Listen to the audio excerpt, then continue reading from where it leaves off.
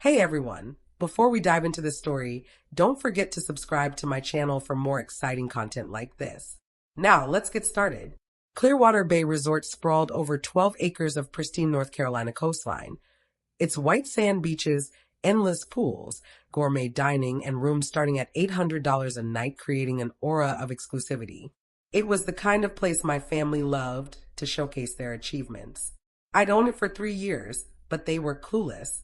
6 weeks earlier, an invitation to the annual family reunion arrived, penned in my mother's refined script, announcing a gathering at a luxurious coastal retreat. The unspoken message was clear: prepare to be dazzled and, inevitably, to feel lesser. I rolled up on Friday afternoon, true to form, jeans, a cozy tee, my reliable Honda Civic easing into the driveway behind a convoy of gleaming Mercedes, BMWs, and Teslas. The valet shot my car a thinly veiled sneer before handing me a ticket. "Enjoy your stay," he said, his tone laced with the polite indifference reserved for those who seemed out of place among the resort's steep parking fees. I grinned and stepped inside.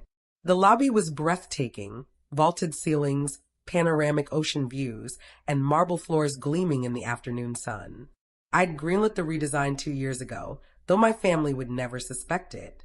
To them, I remained Emily, the perennial underachiever stuck in a dull tech job. "Emily, over here." My mother's voice cut through the hum, her hand waving from a cluster of chairs by the windows, where aunts, uncles, and cousins lounged with drinks, already entrenched in their familiar pecking order. "There you are," Mom said as I approached, her gaze scanning my outfit with barely concealed disapproval. "We've been here since noon." The check-in was flawless. This place knows how to treat its guests. "It's stunning." I nodded sincerely. "Isn't it?" Aunt Sarah, my mother's younger sister, always eager to one-up everyone, jumped in. "Harold and I stayed at a resort in the Bahamas last month. Charming, but this might top it." "The room rates alone scream high-end clientele," she said with a pointed glance. $800 a night for a standard room," Mom added. "We're in an ocean view suite, naturally. $2,000 a night." "Worth every cent," Uncle Harold chimed in, swirling his whiskey. "Quality doesn't come cheap." I settled into a chair on the group's edge, already accustomed to my role. The observer, expected to marvel at their opulent tastes and extravagant lives. "How was your drive, Emily?" Aunt Carol, my mother's older sister, asked, at least making an effort to include me. "Smooth. About 5 hours from the city." "Still in that tiny apartment?" Mom asked, though she knew the answer. "It suits me." "So cramped," she said with an exaggerated sigh. "I don't know how you cope. Our Raleigh home has 6 bedrooms, and even that feels tight when we host." "Different priorities," I replied calmly. My cousin Jessica, Aunt Sarah's daughter, glanced up from her phone. "Still doing that data thing?" "Data analysis, yeah." "Sounds dull," she said, eyes back on her screen. At 25, Jessica worked in marketing for her father's company, her Duke MBA a constant point of pride. "It pays the bills," I said. "Barely, I bet," Aunt Sarah said with mock pity. "Tech jobs are so shaky these days. Harold was just talking about all the layoffs in that field." "My company's doing fine," I said. "Your company?" Mom laughed. "Emily, you work for a company, not own one." I could have corrected her, could have mentioned that I founded Thomson Analytics 6 years ago, growing it from 3 employees to 47, serving major East Coast investment firms. But I'd learned they wouldn't hear me. "Right," I said instead, my mistake. The afternoon dragged on in its predictable rhythm. My aunts flaunted their latest purchases: designer bags, jewelry, cars. My uncles debated golf scores and stock portfolios. My cousins scrolled their phones, occasionally tossing in tales of their high-flying careers, pricey apartments, and bustling social lives. I listened, offering polite nods when needed. Around 6 p.m., Mom announced, "Dinner's at 7 in the main restaurant. Dress appropriately, everyone. This isn't some beachside dive. They have standards." Her last words were aimed at me. "Of course," I said. "I brought something nice." "Nice by whose standards?" Aunt Sarah asked with a smirk. "No offense, dear, but your version of nice might not match this place's dress code." "I'll manage," I replied. In my room, An ocean view suite I'd booked under my name, unnoticed by anyone. I slipped into a sleek black dress that cost more than most people's rent. I rarely indulged in such luxuries around my family, preferring to keep my wealth understated. The main restaurant was as grand as the rest of Clearwater Bay, with towering windows framing the ocean, crisp white tablecloths, and candlelight dancing on crystal glassware. I'd lured the executive chef from a Michelin-starred spot in Charleston, and the results were worth every penny. My family was already seated at a large table by the windows, Mom holding court, gesturing animatedly as she spoke. Emily, she called when she saw me. We were just discussing the wine list. Truly remarkable selection. I took a seat at the table's far end, next to cousin Michael, who was too engrossed in a work call to notice me. The sommelier suggested this Bordeaux, Uncle Harold said, holding up his glass. $200 a bottle, but you can taste the craftsmanship. We should order a few for the table, Aunt Sarah proposed. Split the cost among us. Actually, Mom interjected. Let's have those who appreciate fine wine cover it. No need to burden everyone. Her glance at me made the subtext clear. I couldn't afford it. I'm fine with water, I said, which was true. I rarely drank and didn't need to prove anything with pricey wine. See, Mom said, as if I'd proven her point. Emily's happy with her simple tastes. Dinner arrived in waves of extravagance. Seared scallops, lobster bisque, dry-aged ribeye, a deconstructed key lime pie. My family raved over each course, praising the presentation and dissecting flavors with the affected expertise of food blog enthusiasts. This must be what dining at top-tier places feels like, Jessica said, snapping a photo of her ribeye for Instagram. Not the chain restaurants regular people frequent. Regular people, Aunt Carol echoed with a chuckle. Like Emily's usual spots? I'm sure Emily enjoys her meals, Mom said with feigned kindness. Not everyone has a refined palate. No shame in preferring simpler fare. I sliced into my ribeye, cooked to perfection, just as I directed Chef Marcus, and said nothing. True luxury, Uncle Harold pontificated. You don't appreciate it until you've reached a certain status. No explanation can capture what it's like to savor the finer things when you've earned them. Earned, Aunt Sarah emphasized. Anyone can rack up debt to fake belonging here, but truly having the means to enjoy it stress-free, that's the real sign of success. Speaking of which, Jessica piped up. Dad, didn't you mention looking for a vacation home here? Somewhere for family gatherings. I've been browsing, Harold admitted, but the prices on this coast are sky-high, multi-million-dollar properties for anything worthwhile. What about this resort? Cousin Brandon asked. Anyone know who owns it? Could be a smart investment. Probably some corporate group, Harold said dismissively. Luxury resorts like this are owned by big companies or wealthy dynasties, not something a single investor can touch. I sipped my water. It'd be nice to own a place like this, Mom mused. Somewhere the family could gather without these outrageous rates. But that's just a dream. Properties like this are out of most people's reach. Some people's reach, Aunt Sarah corrected, her eyes sweeping the table. Others of us are doing quite well, thank you. The conversation shifted to their triumphs. Harold's latest deal, Sarah's stock gains, Jessica's promotion, Brandon's new Charlotte condo. Then, inevitably, it turned to me. So, Emily, Harold said with forced cheer, still in that studio apartment? 1 bedroom. Actually, I corrected gently. 1 bedroom, right. And still driving that old Honda. It's reliable. Reliable, he chuckled. When you're on a budget, I suppose that trumps comfort or style. Harold, Aunt Carol said softly. I'm just being honest, he cut in. Emily's what, 30 now? 29, I said. Right, 29. By that age, most of us in this family were settled, good careers, nice homes, building wealth.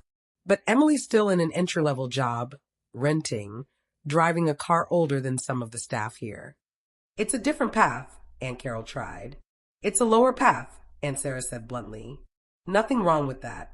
Not everyone can succeed. Someone has to be average. Mom nodded. I've come to terms with Emily not reaching the heights we expected.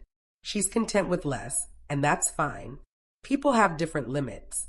The table fell silent, eyes either pitying me or avoiding me altogether. The important thing, Mom continued, is we don't make Emily feel bad about her shortcomings. She's doing her best. I set my fork down. That's kind of you, I said softly. We're family, Mom said warmly. We support each other, no matter your success level. Even if you can't pitch in for gatherings like this, your presence matters. Speaking of pitching in, Aunt Sarah added, we should discuss splitting the weekend's costs, rooms, meals, activities. Obviously, we'll divide it among those who can afford it, Mom said quickly. Emily, don't worry. We'll cover you. That's not necessary, I began. Please, Harold interrupted. We know you're struggling. Let us help. That's family. I'm not struggling, I said evenly. Emily, honey, Mom said with gentle condescension, we've seen your apartment, your car. We know your salary can't be much.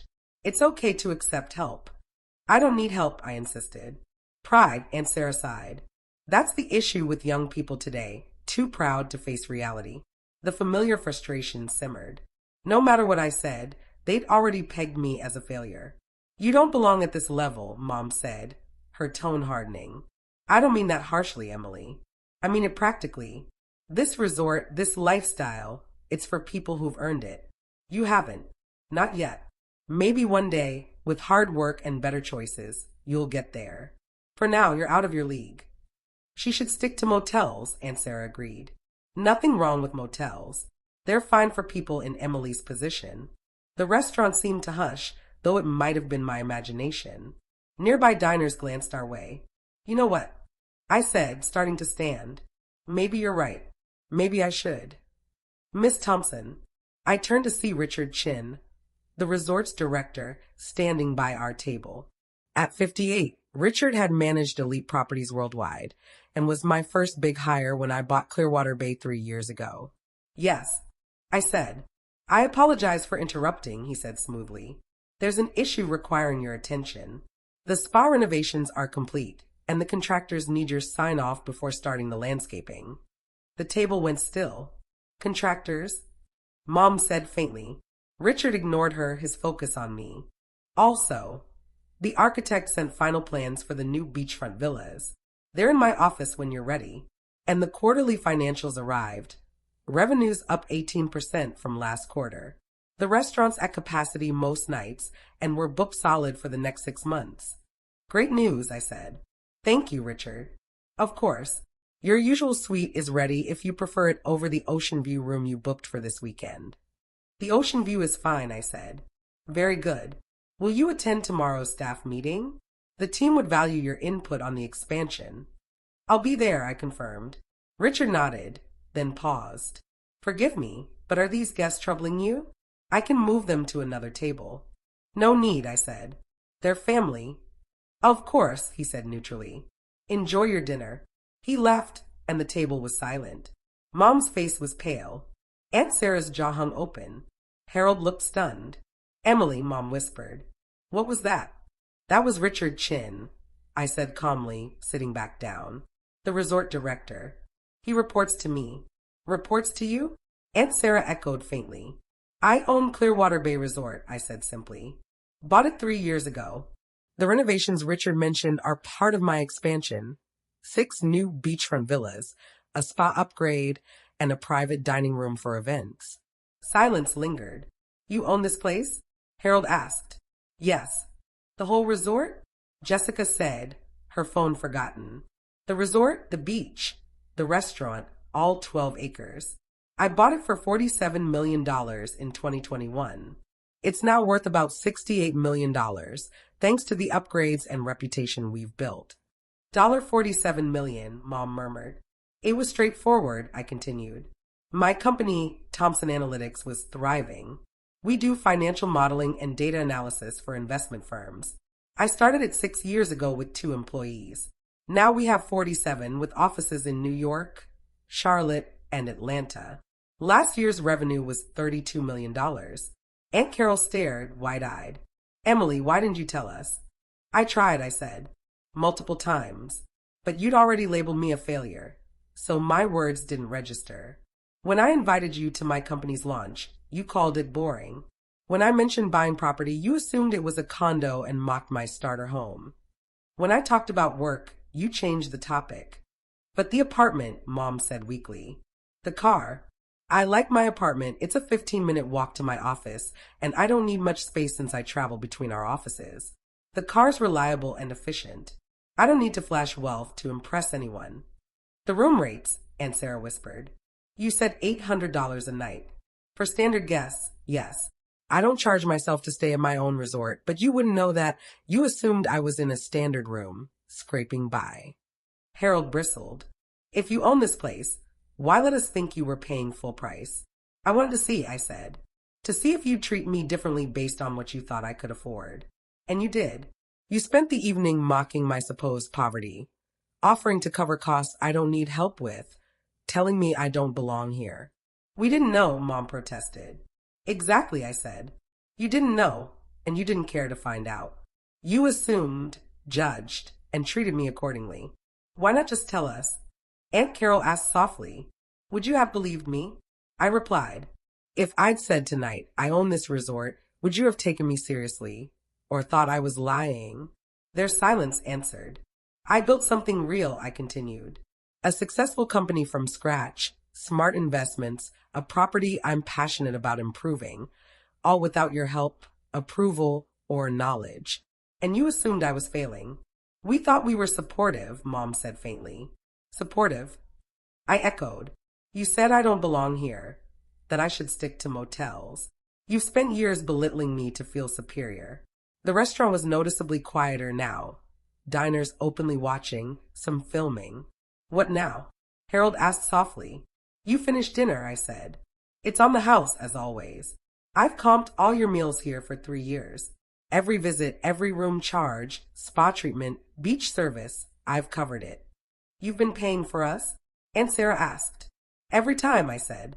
Because you're family and I wanted you to enjoy it, even if you thought I didn't belong. Mom's eyes welled up. Emily, I'm so sorry. We didn't know. No, I said gently. You're sorry you were wrong.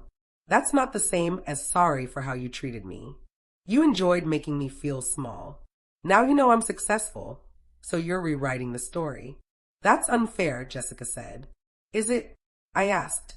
5 minutes ago, you called me average, limited, unable to appreciate luxury. Now you're apologizing because I own this place.